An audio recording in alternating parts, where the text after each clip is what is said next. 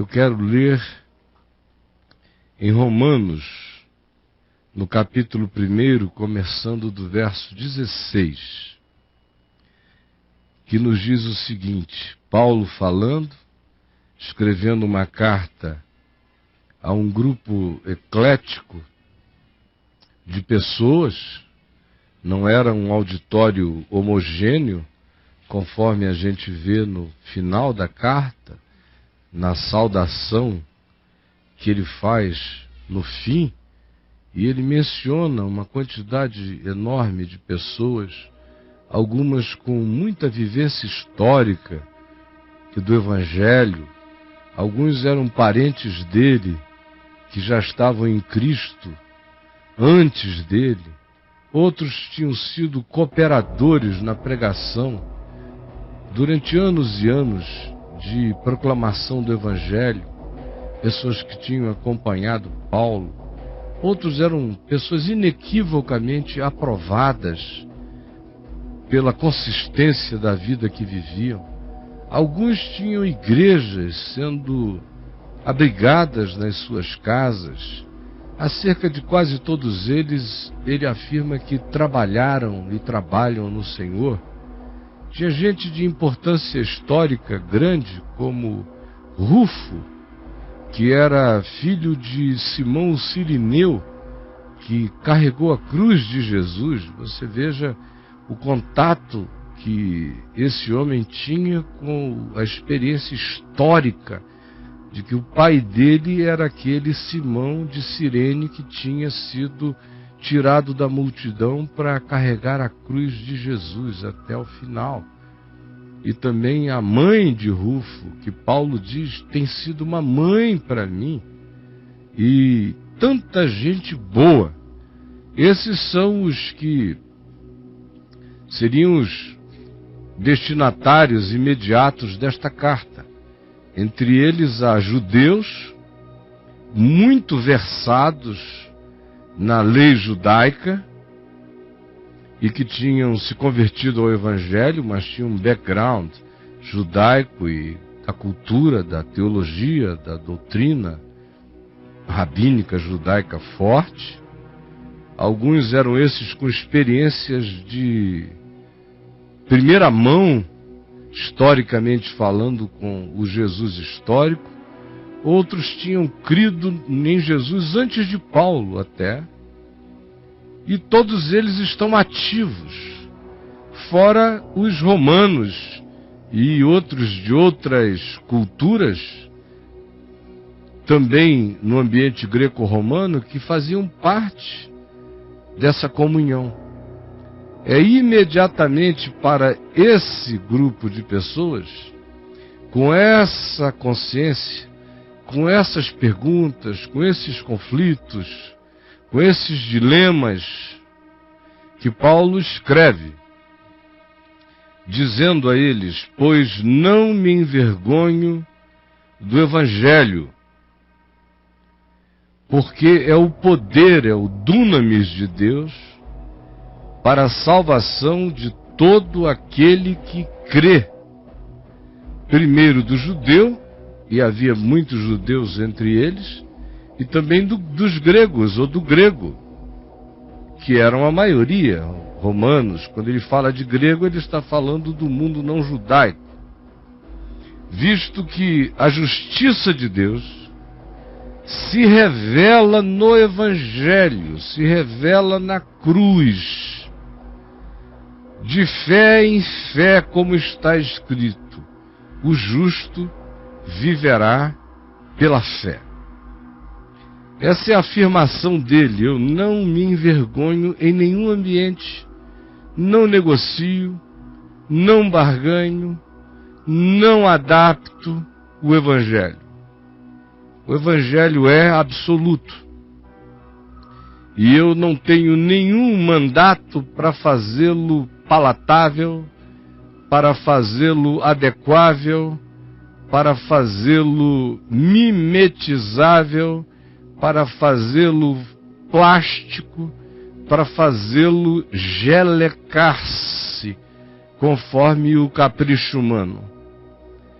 Por isso ele diz, eu sei das implicações de anunciar o significado da boa nova. É boa nova e só não é ouvida como boa nova porque o mundo ao qual ela se destina é um mundo que se antagoniza contra tudo quanto seja boa nova. Boa nova sendo graça, misericórdia, amor, bondade, solidariedade, justiça, verdade, pureza, simplicidade, fidelidade.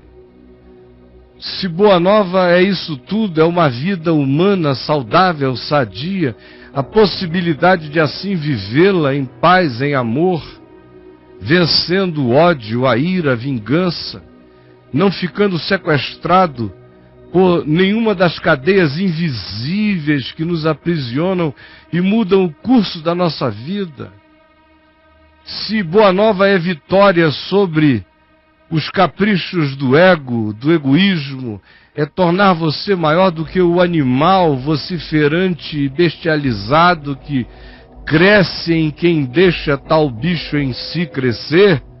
Se boa nova é esse poder para nos desescravizar dessa tendência a uma existência que não leva em consideração o sentido da vida do outro, mas apenas como sanguessuga, o que possa servir ao desejo imediato. Se boa nova é a certeza absoluta de que todos os homens são diante de Deus os mesmos, pois todos pecaram e todos carecem da glória de Deus e, portanto, não há ninguém que possa se jactar sobre um outro ou contra um outro, porque se nas exterioridades pode ter do que se jactar do ponto de vista de comportamentos morais, na interioridade todos encontram dentro de si as mesmas coisas que do lado de fora condenam nos outros. Se boa nova é crer que Deus estava em Cristo reconciliando consigo o mundo, não imputando aos homens as suas transgressões e fazendo com que mesmo indivíduos que ainda não ouviram a informação da notícia da boa nova, no coração, por milagre e mistério de Deus, comecem a reagir a ela, mesmo sem dela ainda terem sido informados, e andando conforme a consciência, de uma maneira muito mais coerente com a simplicidade do reino de Deus do que muitos daqueles que se jactam de terem a informação e fazerem dela apenas uma lei de exterioridades e de acusação para outros, enquanto nos seus corações a si próprios se condenam. Se boa nova é identificar e reconhecer a graça de Deus agindo sobre esse grupo que não está sobre os auspícios de nenhuma informação, então Paulo diz, eu também não me envergonho do Evangelho. É basicamente isso que ele diz a seguir. Primeiro, quando ele descreve esse grupo, ante o qual ele não se envergonha do Evangelho, que é o grupo do indivíduo que tem o homem como medida para o próprio homem. Tudo quanto interessa ao homem é o que ao homem possa agradar. São aqueles que se entregam à sua disposição mental. São aqueles que vivem para privilegiar os seus caprichos, as suas pulsões, os seus desejos, as suas vontades de se cultuarem no próprio homem, o seu narcisismo. São os que cultuam toda e qualquer liberação de vontade que lhes brote, não importando o significado, mas que lhes brote na vida, a tal coisa se liberam e dizem que isto é ser livre. E Paulo os descreve aqui, e diz que quando alguém se entrega a esse caminho de autoindulgência, vai ficando cada vez mais perversificado. Quanto mais cultua seu próprio desejo, mais vai se tornando idólatra. Do lado de fora, nos cultos objeticos, e do lado de dentro, nas suas idolatrias de prazer e de hedonismo. E tanto mais quanto isto aconteça, Paulo diz, a mente vai sendo alterada, a alma vai sendo alterada, tudo vai sendo alterado e o indivíduo vai se perversificando sem notar. Agora, depois da síntese que eu lhes fiz, ouçam a leitura do verso 18 em diante. É parte de um grupo que ele reconhece.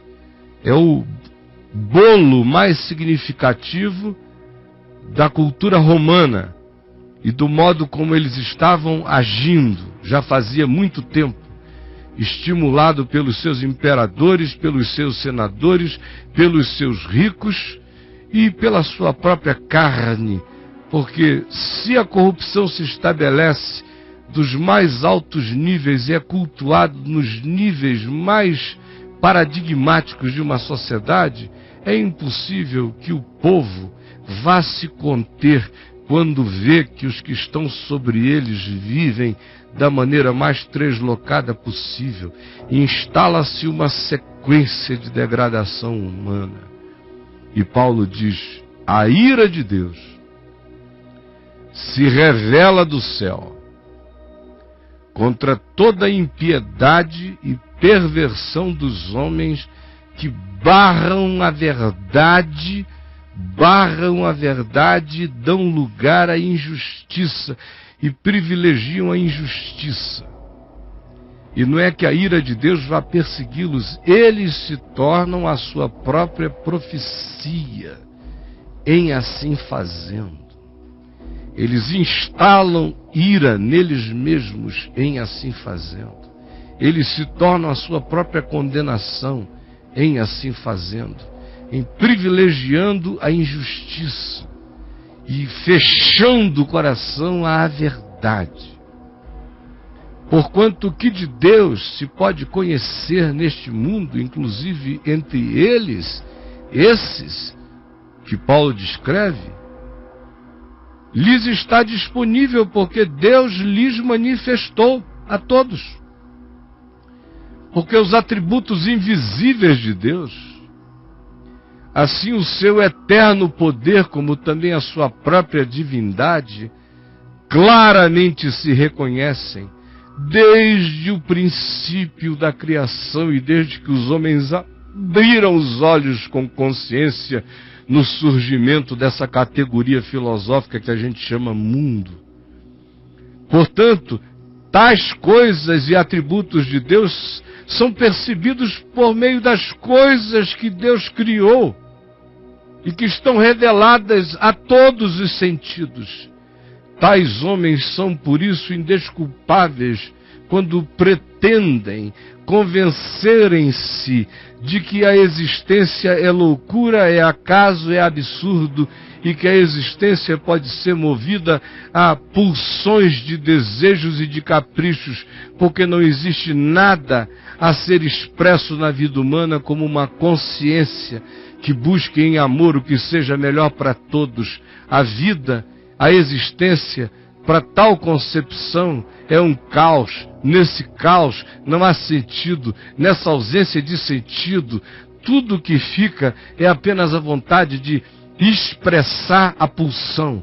Já que não há Deus, já que minha consciência não se curva diante de nada, o meu ser apenas obedece às emulações que de mim brotam. Porquanto, tendo conhecimento de Deus, e todos têm, não o glorificaram como Deus, sabem que há Deus, mas não querem Deus. Não o glorificam como Deus, não dizem Deus é Deus, porque se assim o disserem, não poderão mais viver nesse estado de adormecimento e de morte de consciência, glorificando apenas os seus caprichos. Porquanto, tendo conhecimento de Deus, não o glorificam como Deus, nem lhe deram e nem lhe dão graças. Antes, porque não o reconhecem, vão ficando emburrecidos, anulados nos seus próprios raciocínios, não na sua lógica que, a partir de um pressuposto equivocado, constrói um logicismo igualmente equivocado. Eles ficam anulados na sua razão essencial. Porque o coração, o entendimento, a intuição ficam obscurecidos, eles se tornam gente insensata, insana de espírito. E na sua arrogância eles se acham sábios, os entendidos, os liberados, mas se tornaram de fato loucos. Porque mudaram a glória de Deus, do Deus incorruptível, invisível, em semelhança de imagem de homem incorruptível, quando cultuam o homem, a estética do homem, o homem como medida de todas as coisas, ou quando cultuam qualquer personalidade humana, em qualquer que seja o nível, ou quando fazem de qualquer que seja o homem o Deus da sua vida, ainda que seja por uma idolatria afetiva e por uma paixão translocada, onde um homem e uma mulher se tornam os senhores da sua alma e da sua existência. E não somente convergindo isso para homens, mas muitas vezes para aves, quadrúpedes e répteis, nas basicalidades das suas transferências de imputação de poder a divindades fabricadas pela construção da sua fantasia, que prefere se dobrar diante de um amuleto do que curvar-se diante do Criador, porque o amuleto a gente manipula, o Criador ou a gente serve e ama, ou não tem nada a se pretender de relação com Ele.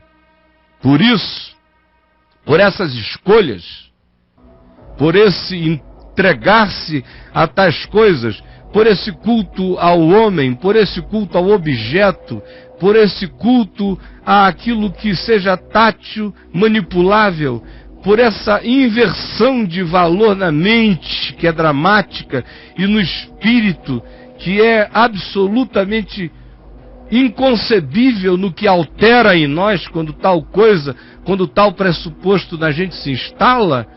Quando isto acontece, é como se Deus tivesse entregado tais homens à imundícia. Porque desse momento em diante Deus diz: vivam conforme os seus próprios desejos. Livre-arbítrio é isso.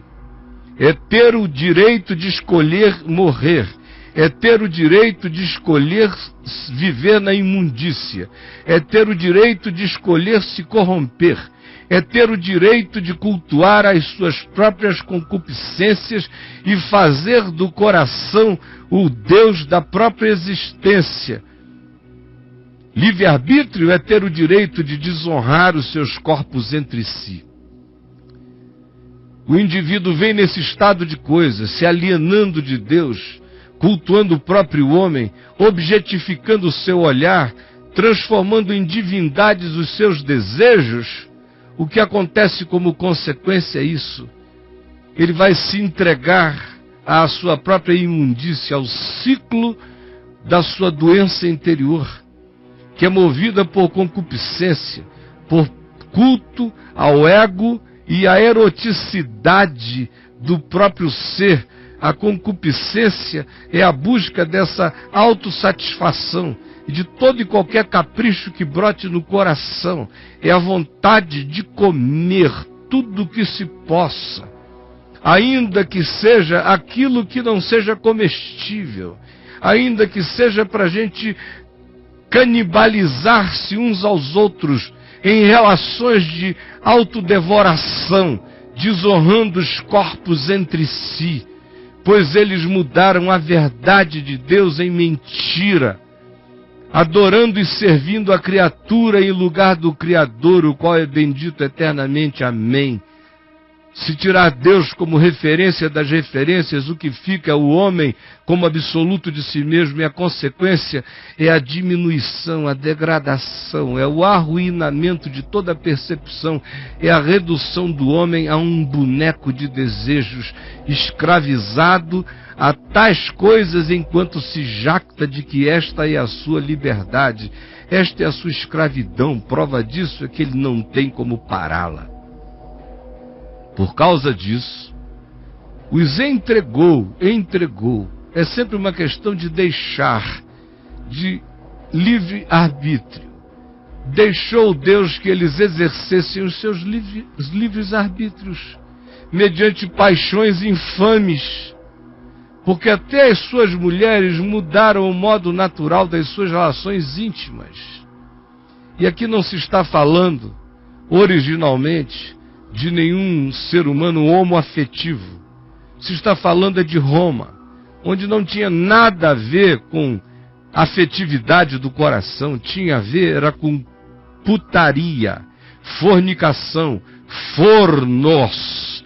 Eram as colunas de Roma arredondada, onde qualquer mulher levantava a saia e um homem a carcava, onde qualquer homem baixava aquilo que lhe cingia e transava com outro homem. Era uma sociedade onde o sexo e a cultura do prazer tinham se tornado as divindades da alma. Como a gente vê acontecendo entre nós, há uma distinção enorme entre o gay de homoafetividade e o indivíduo que se entrega ao culto, à promiscuidade, pelo culto às paixões infames. É sobre esses que recai a ira de Deus, dessa escolha do culto, do prazer, do ânus como trono, do falo como cetro, da genitália como santo grau, não importando nada, exceto a utilização objetica de tais coisas. Semelhantemente, os homens também, deixando o contato natural da mulher, se inflamaram, como desde César, o imperador, e antes dele, inflamaram-se mutuamente na sua sensualidade. Se tem mulher, a gente pega; se não tem mulher, a gente dá para um soldado ou pega ele, tanto faz. O negócio é o culto ao desejo. O negócio é, de fato, a ejaculação como libação do meu prazer no altar da sensualidade. Pois bem, se inflamaram mutuamente em sua sensualidade, cometendo torpezas, homens com homens, e recebendo em si mesmos a merecida punição do seu erro. Ele está falando aqui não de homossexualidade, mas de homossexualismo, de ideologia, da pregação da perversão como projeto de existência, como pedagogia para outras gerações. Conforme essa semana eu vi, num vídeo que dizem que já tem 2 anos de idade. Quem me conhece sabe o modo como eu trato essas coisas, com toda a misericórdia e com todo o nojo daqueles que transformam o evangelho numa guerra homofóbica ou de qualquer natureza. Mas isso que me mandaram de um artista plástico colombiano fazendo uma exposição na Espanha, com a Barbie e o Ken, alegando que isso é educação sexual para as crianças, para mim é cultura dos romanos, denunciada por Paulo. As crianças só pensam em brincar. Eu gosto de brincar de Barbie, de várias coisas. Algumas tem. Essa aqui chama Barbie, essa aqui chama Aninha e essa aqui chama Lisa. Nessa mostra transgressora e curiosa, a famosa boneca Barbie ganhou um status transexual. Em um mesmo corpo, o brinquedo recebeu órgãos masculinos e femininos. A ideia foi do fotógrafo colombiano Manuel Antônio Velandia, que espera que através dessa iniciativa diminua o preconceito contra os transexuais e que as pessoas respeitem esse coletivo social. Los y las transexuales existen, que están en nuestra cotidianidad, pero que como no andan con sus genitales expuestos al aire, no nos damos cuenta quiénes son, pero que cuando se logra visualizar a essas pessoas, usualmente se les exclui, se les discrimina. De acordo com o fotógrafo, é importante que as crianças já na infância recebam informação sobre sexualidade. É uma boa oportunidade para tocar temas que tradicionalmente não se tocam e que têm que ver com a diversidade do gênero humano. Na mostra Além da Barbie, o seu namorado Ken também ganhou uma versão transexual.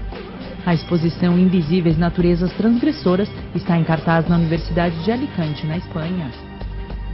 De acordo com o fotógrafo, é importante que as crianças já na infância recebam informação sobre sexualidade. Infelizmente vocês vão ter que me engolir, engolir a mim e a todos os homossexuais desse país e desse mundo, porque nós existimos, nós somos um fato. Nós somos um fato, gente, desculpa, e como fato vocês não podem ser contra. Na realidade, tem nada a ver com homossexualidade, tem a ver com esse ideologismo do homossexualismo. Isso aí é o que Paulo vem denunciando. Não está falando da dor de um ser humano que constata que no meio de uma sociedade que só chegou como sociedade humana, onde chegou por causa do encontro natural entre homem e mulher, ele é um ente interiormente diferente na sua afetividade. Sobre esses, todo carinho, toda misericórdia. Agora, o que Paulo denuncia não é nada disso.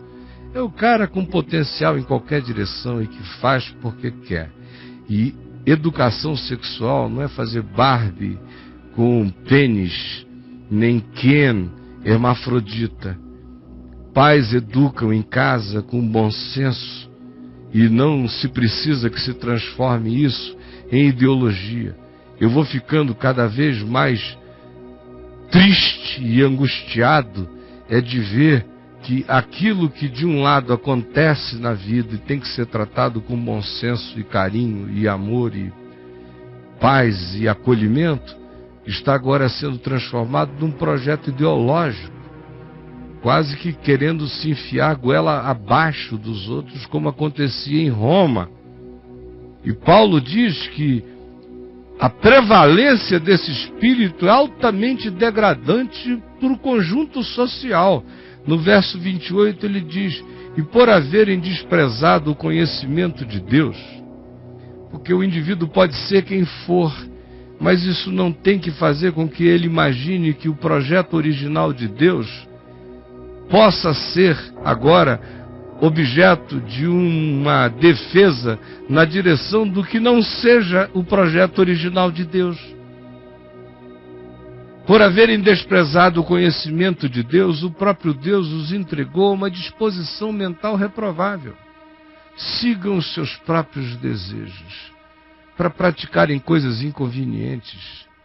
Agora, eu quero que as mães dessas pessoas que são semelhantes à descrição de Romanos e os pais me digam se eles ficaram seres humanos maravilhosos, se tornando cada vez mais promíscuos, cada vez mais objetivos, cada vez mais cultuadores do prazer pelo prazer, ou se eles se tornaram, conforme a descrição de Paulo, cheios de toda injustiça, malícia, avareza, maldade, mesquinharia, possuídos de inveja, de raivas homicidas, de contenda, de dolo, de malignidade, sendo difamadores gratuitos, caluniadores, aborrecidos de Deus, insolentes, soberbos, presunçosos, inventores de males, desobedientes aos pais, insensatos, pérfidos, sem afeição natural e sem misericórdia. Ora, conhecendo eles a sentença de Deus, de que são passíveis de morte, o que tais coisas praticam, não somente as fazem, mas também aprovam, ensinam, pedagogizam e estimulam qualquer um que assim proceda, e pior, quem nem sabe de tal procedimento já está sendo induzido num rolo compressor para que assim seja. E eu não me envergonho do Evangelho. Ele é o poder de Deus para a salvação de todo aquele que crê. E é por causa do Evangelho que eu denuncio que isto aqui é morte. Crer assim, existir assim, escolher assim é morte. E eu não tenho vergonha de dizer isso em nenhum lugar, em nenhum fórum do planeta. Porque eu sei como eu digo, com que espírito eu digo e que diferenças eu faço de discernimento entre a dor particular de um indivíduo ou o que seja uma anomalia de um indivíduo em relação a ele não ser como a totalidade ou a maioria esmagadora do resto da sociedade humana e da expressão humana de ser, eu entendo. Para fazer disso uma ideologia, como Paulo diz aqui, fazer, proceder, estimular, transformar isso numa propaganda, aí é colocar-se num estado em que, porque eu não me envergonho do Evangelho, eu preciso dizer a quem quer que assim esteja, que a degradação que está dentro de você é exatamente esta que aqui foi descrita. Esta. Eu não me envergonho do Evangelho, porque ele é o poder de Deus para a salvação de todo aquele que crê, inclusive do religioso, que tem que deixar a sua justiça própria, o seu legalismo, a sua arrogância, o seu justicismo, o seu behaviorismo, o seu condutismo, o seu farisaísmo, as suas exterioridades, o seu empedramento interior e se converter para trocar a religião das tábuas de pedra pelo Evangelho da lei da vida, que imprime e inscreve a palavra de Deus no coração, na consciência. Por isso Paulo diz: portanto, tu que és diferente desse grupo que eu acabei de descrever, que és religioso, que julgas esse pessoal, que em relação a eles és homofóbico, e zangado, e condenador, e santo, e puro, e superior, eis o que o Evangelho te diz. Tu estás tão perdido quanto esses que tu condenas. E eu não me envergonho do Evangelho, por isso eu digo isto aos romanos existenciais entre nós, que cultuam o seu hedonismo, a sua egolatria, o seu capricho, a sua animalidade posta no altar absoluto das suas entregas e sacrifícios de satisfação, tanto quanto eu digo isto a você, acerca de quem Paulo diz: és indesculpável quando julgas, ó homem religioso, a quem quer que seja. E tu sejas tu quem sejas, não importa, és indesculpável, não importando quem tu sejas quando tu julgas, porque no que julgas a outro, a ti mesmo te condenas, pois praticas no coração as próprias coisas que tu condenas do lado de fora. Ora, bem sabemos que o juízo de Deus é conforme a verdade de Deus contra os que praticam tais coisas, sejam elas as que se exteriorizam, sejam elas as que se escondem no coração, mas se manifestam diametralmente opostas como atitudes superiores de juízo. Tu, ó homem, que condenas os que praticam essas coisas que eu acabei de descrever e fazes as mesmas, pensas que tu te livrarás do juízo de Deus só porque pro lado de fora tu tens um dedo em riste, tu és um homofóbico de carteirinha? Eu te conheço, diz o Senhor. Ou desprezas a riqueza da sua bondade e da sua tolerância e da sua longanimidade, ignorando até hoje que tem sido a bondade de Deus, a graça de Deus, que te conduz ao arrependimento e que Ele te dá tempo para que tu te enxergues. Mas, segundo a tua dureza e coração impenitente, e quanto mais cheio de justiça própria e legalismo, mais duro e impenitente, insensível e desalmado se torna. Tu assim acumulas contra ti mesmo ira para o dia da ira e da revelação do justo juízo de Deus. O mesmo que se diz desses cuja ira de Deus se revela do céu, porque eles corrompem o sentido da natureza humana e fazem disso uma ideologia corruptora. O mesmo se diz desses que são os reis do exemplo, da religião, do dedo em riste.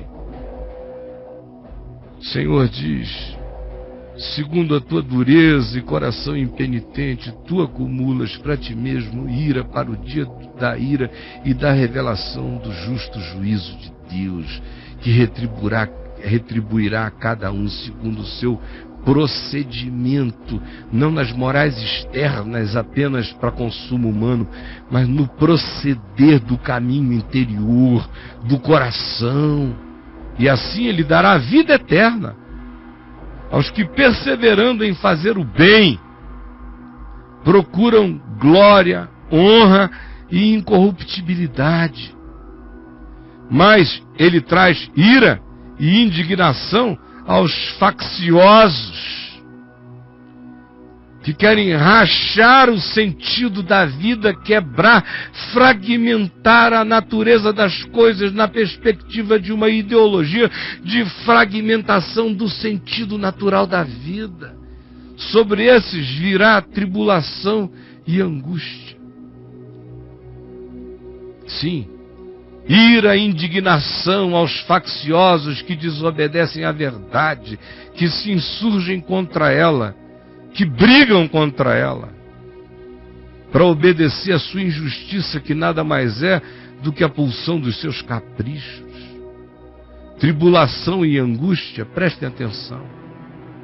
Crentes, descrentes, ateus, neo-ateus, agnósticos, nada disso está em consideração, só a verdade do coração. Tribulação e angústia virão sobre a alma de qualquer homem, qualquer homem ou mulher. Tribulação e angústia virão sobre a alma de qualquer homem que faz o mal. Pode fazer na sacristia, atrás do púlpito, pode fazer escondido enquanto ora pelos outros depois, mas virá o mal sobre ele. Primeiro do religioso e depois do irreligioso. Assim também como glória e honra e paz virão sobre todo aquele, tanto faz quem seja, que pratica o bem de coração, seja ele religioso ou seja ele irreligioso. E aí Paulo fala para um terceiro grupo, dizendo: eu não me envergonho do Evangelho, porque ele é o poder de Deus para a salvação de todo aquele que crê, inclusive daquele que crê sem saber no que crê, daquele que não teve uma informação, mas que ouviu segredos da voz de Deus no coração e acolheu a palavra que lhe veio por sonho, por intuição, por vento, por percepção, por luz súbita, por sublimidade inexplicável, por revelação indizível, lhe chegou à alma e no espírito eles acolheram. Eu não me envergonho do Evangelho e digo que Deus tem muitos aos quais aqueles que pensam que são de Deus não conhecem e nem aceitam. E aqueles que pensam que são de Deus têm muitos que Deus nunca conheceu. Por isso eu não me envergonho do Evangelho, porque eu sei que ele é o poder de Deus para a salvação de todo aquele que crê. E daquele que crê, mesmo sem ter ouvido uma informação, mas no coração disse amém a tudo aquilo que lhe chegou como bem, como bom e como verdade. Quem disse amém ao bem, ao bom e à verdade, mesmo sem nenhuma informação, disse amém ao Evangelho, disse amém a Jesus. Porque para com Deus não há acepção de pessoas. Assim, pois, porque para com Deus não há acepção de pessoas, todos os que pecaram sem lei, sem conhecimento, sem informação, também sem lei perecerão, no sentido de que morrerão, serão julgados. E todos os que com lei, sabendo da lei, pecaram, mediante a lei serão julgados, porque tiveram a informação da lei. Porque os simples ouvidores da lei não são justos diante de Deus, mas sim aqueles que a praticam, hão de ser justificados segundo o pressuposto da lei. Mas segundo o pressuposto da lei, todo aquele que conhece a lei como informação, sabe que não consegue praticá-la. Sabe que não consegue praticá-la.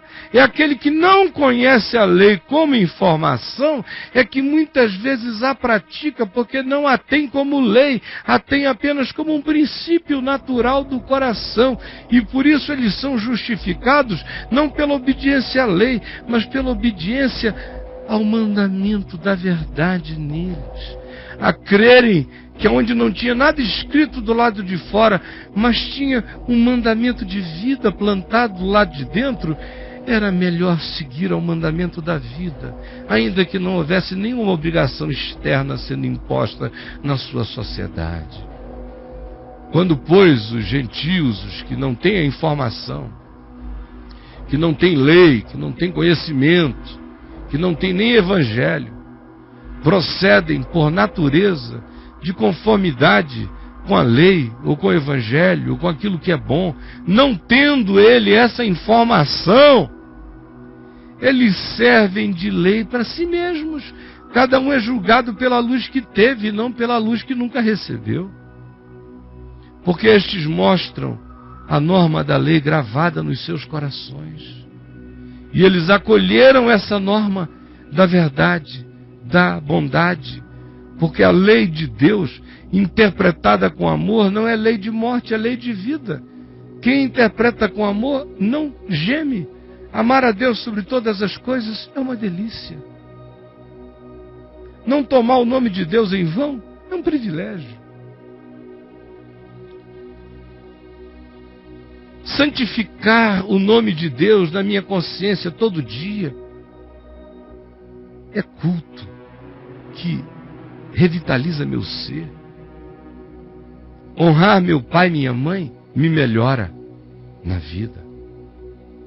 Não adulterar não me degrada, não me deixa pedaços do ser pela existência. Não dizer falso testemunho antes de ser fiel mantém minha integridade e protege a vida do próximo. Não roubar, não furtar, não me apropriar indebitamente, não cobiçar o que é do outro, antes me alegrar com o sucesso de todo outro ser humano.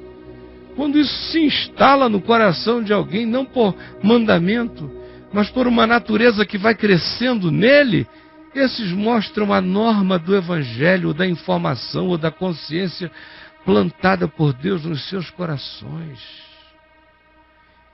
E a consciência dá testemunho para eles, às vezes dizendo, vai, este é o caminho, outras vezes dizendo, não vai, não vai. O indivíduo não sabe nem dar uma equação ética de por que ele não está indo, ele só sabe que não é para ir, não é para fazer, não é para ser daquele modo. E os seus pensamentos mutuamente acusando-se, defendendo-se, e ele ouvindo, e julgando, e escolhendo o que seja melhor. Paulo diz, eu não me envergonho do Evangelho, porque eu sei que o Evangelho é poder de Deus para a salvação desse que creu, mesmo sem saber a informação, que acolheu o que Deus lhe plantou na alma. E todo mundo vai ficar sabendo disso no dia em que Deus, por meio de Cristo Jesus, julgar os segredos dos homens de acordo com o meu Evangelho. Por isso eu não me envergonho do Evangelho, nem diante da perversão mais doida dessa sociedade, nem diante dos legalismos mais idolátricos de soberba e de arrogância, e nem diante da questão: aqueles que nunca ouviram falar se perderam? Não. Eu não me envergonho do Evangelho também para eles, porque Deus estava em Cristo reconciliando consigo mesmo o mundo, não imputando aos homens as suas transgressões. Me deu o privilégio de ser embaixador dessa notícia, mas se porventura eu não chegar lá, não signifique que o amor de Deus não me antecedeu sempre, porque Deus, no seu amor, nos antecede sempre. É Ele que ama primeiro, é Ele que chega primeiro. Tudo vem de Deus, tudo é graça, tudo procede dEle. Que coisa maravilhosa. Agora preste atenção, eu vou fazer uma adaptação contextualizada, deixando de lado os judeus e falando só dos evangélicos, porque o Espírito é o mesmo. Verso 17 do capítulo 2. Se porém tu, que tens por sobrenome evangélico, que repousas na doutrina, que dás glória a Deus por tudo, que conheces e dizes que conheces a sua vontade, porque aprendeste doutrinas, porque aprovas as coisas excelentes, porque foste instruído na Bíblia, e que estás persuadido de que tu és guia de cegos, que tu és luz dos que se encontram nas trevas, ó evangélico, que tu és o instrutor de ignorantes, que tu és o mestre de crianças, tendo na tua lei de vida a forma de sabedoria, de verdade a ser imposta à sociedade, ao mundo. Tu, pois, que ensinas a outrem, não te ensinas a ti mesmo? Ficas aí pregando, gritando, denunciando, falando, televisando as tuas ejaculações morais contra o próximo e não te ensinas? Tu que pregas que não se deve furtar e és um larápio de dízimo. Dizes que não se deve cometer adultério. Dizes isso para os outros, jogas no inferno e tu és um adúltero por dentro e por fora. Abominas os ídolos, mas usas os templos como lugar onde tu roubas, aonde tu te fazes ídolo para roubares dos idólatras. Tu que te glorias na lei que tu sabes e desonras a Deus na tua transgressão da verdade. Tu que dizes que és evangélico, porque representas o Evangelho e existes em estado de transgressão do Evangelho de Jesus, a tal ponto que pregar o Evangelho no meio de ti é escândalo. Pois como está escrito, ó evangélico, o nome de Deus é blasfemado no mundo por vossa causa, no dia de hoje. Porque o batismo de vocês só tem valor se você for obediente à palavra. Se és, porém, transgressor do Evangelho, o teu batismo se transformou em não batismo. Se, pois, o batismo, ou se, pois, aquele que não foi batizado, segue no coração o princípio do Evangelho, não será, porventura, a falta de batismo dele considerado um batismo diante de Deus? E se aquele que não foi batizado, que não nasceu, por exemplo, numa fé que batizasse já desde criança, e que ao contrário disso é como o Braulio, que veio lá da casa dele, sem batismo, incircunciso religioso, se aquele que é por natureza incircunciso, não batizado, não instruído, guarda no coração princípios do Evangelho, certamente ele te julgará a ti. Julgará a ti.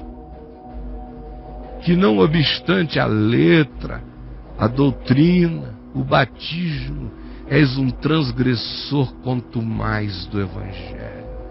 Porque não é evangélico quem o é apenas segundo o batismo e nem as confissões externas. Nem é crente aquele que o seja segundo os seus vinculamentos a uma agremiação humana carnal. Porém, evangélico é aquele que o é interiormente, porque guarda o Evangelho no coração. E batizado no corpo de Cristo é aquele que o é de coração, no espírito, não segundo doutrinas e formalidades exteriores, cujo louvor não procede de homens, mas sim de Deus, aquilo que acontece no íntimo, na vida. No verso 9 do capítulo 3, só para eu concluir, ele diz: que se conclui? Temos nós, judeus ou evangélicos ou religiosos, qualquer vantagem? Não, de forma nenhuma. Pois já temos demonstrado que tanto judeus e evangélicos e cristãos, como gregos e pagãos, estão debaixo do pecado, do mesmo pecado, como está escrito: não há justo, nem sequer um. Não há quem entenda, não há quem busque a Deus. Todos se extraviaram, a uma se fizeram inúteis. Não há quem faça o bem, não há nenhum sequer. A garganta deles é sepulcro aberto. A língua, com ela urdem engano e veneno de víbora que está nos seus lábios, nas suas palavras. A boca eles a têm cheia de maldição e de amargura e de ameaça. Os seus pés são velozes na prática do que seja mal. Nos seus caminhos é só olhar aonde eles passam a destruição e miséria. Desconhecem o caminho da paz. Desconhecem o caminho da paz. Não há temor de Deus diante dos seus olhos. Ora, sabemos que tudo que a lei diz, ou que a palavra diz, aos que vivem sob o conhecimento da palavra, ela o diz, para que se cale toda a boca e todo mundo seja culpável perante Deus. Porque quem quer que diga eu conheço a palavra, ou a acolhe, ou se cale quebrantado, visto que ninguém será justificado diante de Deus por obediências externas, nem à lei, nem ao Evangelho, nem a qualquer mandamento, em razão de que é pelo conhecimento da lei que vem o pleno conhecimento do pecado. Por isso, a salvação se manifesta pela nossa rendição, entrega e admissão de falência. Mas agora, sem lei, se manifestou a justiça de Deus, testemunhada pela lei e pelos profetas, que deram testemunho de que esse dia chegaria como chegou e se materializou em Jesus.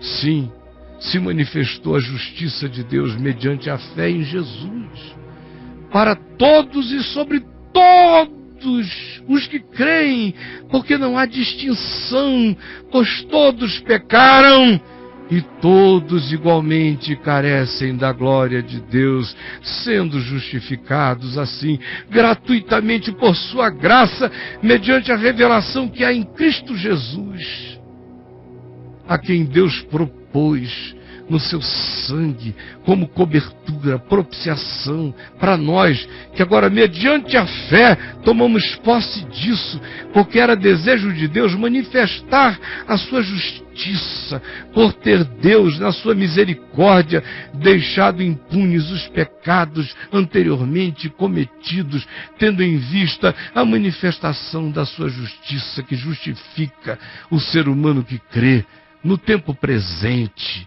para que ele mesmo seja justo e justificador de todo aquele que tem fé em Jesus, de modo que o meu pecado foi julgado em Cristo e foi justificado em Cristo.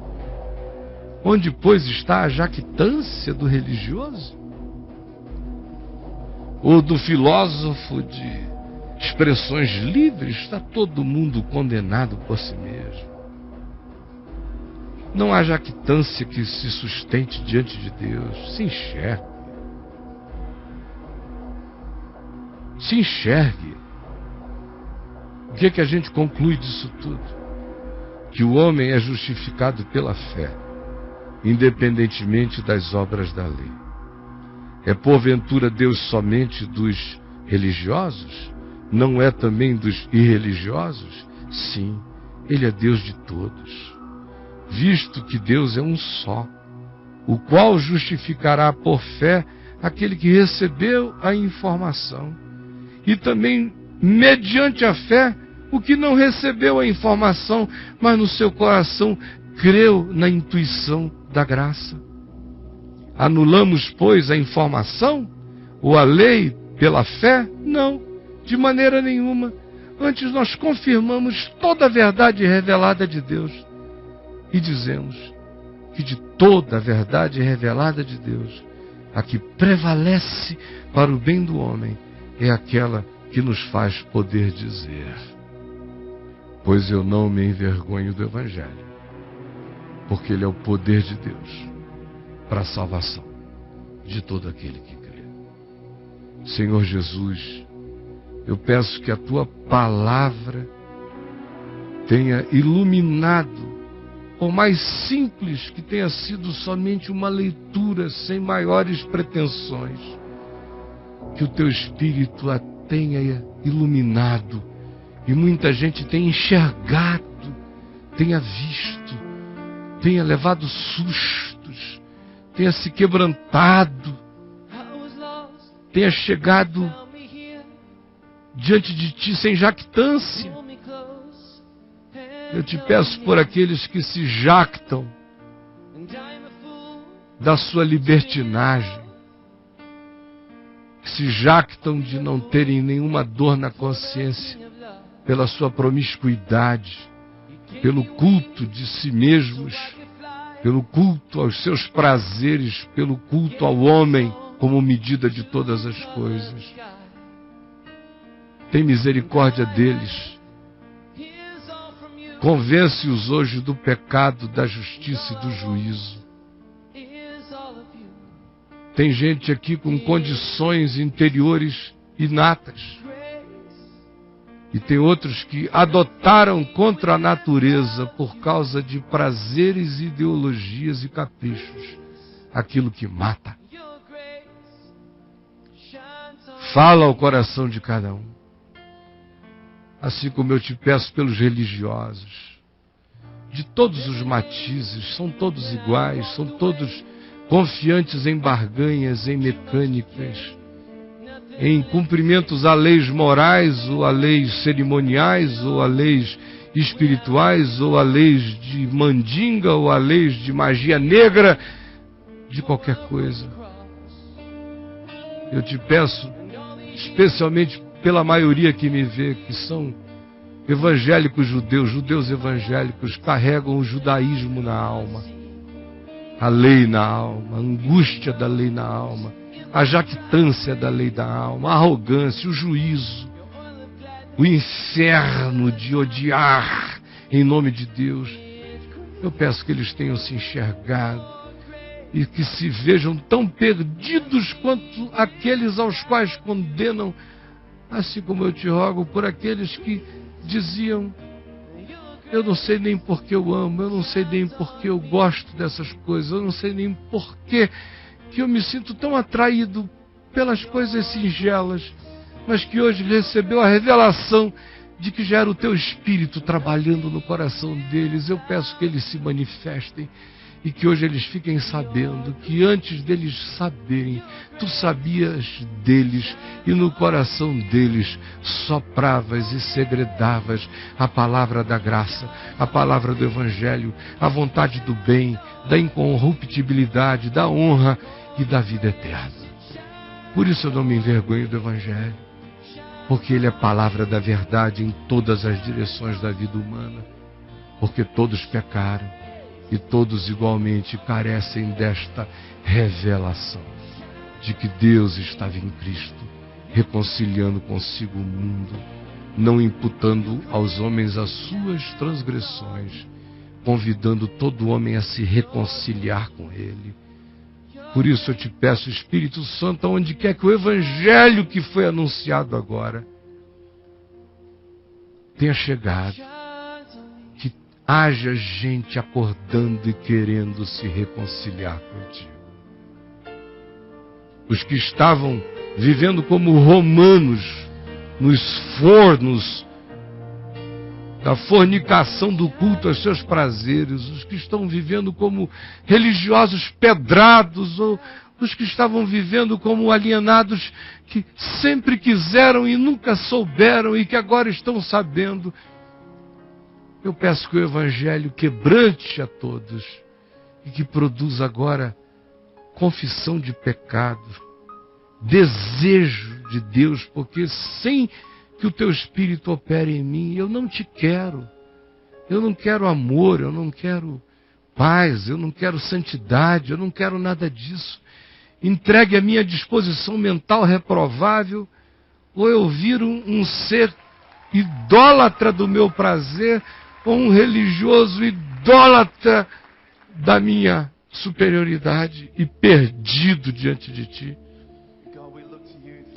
Permite agora que o Espírito Santo esteja gerando quebrantamento para a conversão, para a salvação, arrependimento para a vida, convertendo gente de todos os espectros da consciência. Só o Espírito Santo pode fazer isso. Eu não posso. E eu desisto e entrego a ti. Molesta tu, Senhor, com a verdade da tua boca. É o que eu te peço. Em nome de Jesus. Amém. Amém.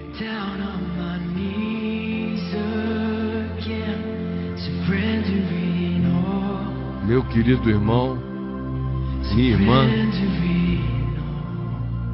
eu quero que você vá pensando no que você ouviu.